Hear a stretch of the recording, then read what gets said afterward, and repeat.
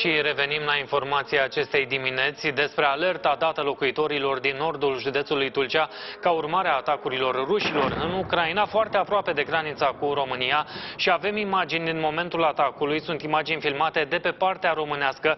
Le vedem și noi acum. Între timp, Ministerul Român al Apărării vine cu noi informații despre acest atac.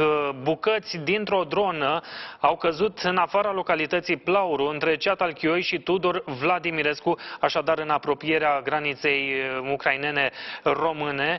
Sunt urme ale unui posibil impact al unei drone. Îl ascultăm acum pe purtătorul de cuvânt al Ministerului Român al Apărării, Constantin Spânu.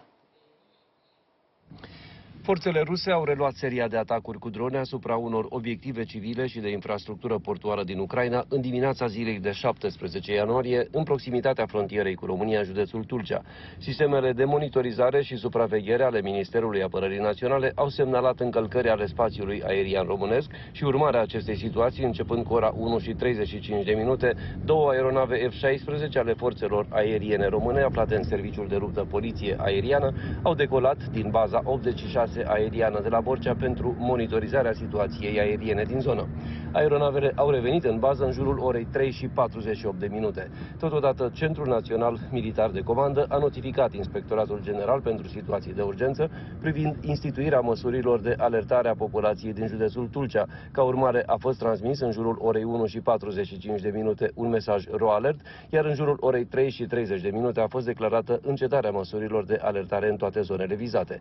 Echipe ale Ministerului Apărării Naționale au executat cercetări în teren și au descoperit în afara localității Plauru, între Ceatalchioi și Tudor Vladimirescu, în județul Tulcea, în apropierea frontierei, urme ale unui posibil impact de dronă. Zona a fost securizată, iar echipe formate din specialiști ai Ministerului Apărării Naționale, SRI și MEAI vor ridica probe și vor efectua investigații conform procedurilor.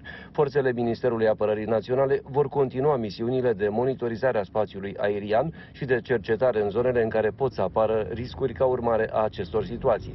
Ministerul Apărării Naționale a informat și informează în timp real structurile aliate cu privire la situațiile generate de aceste atacuri, rămânând în contact permanent cu acestea.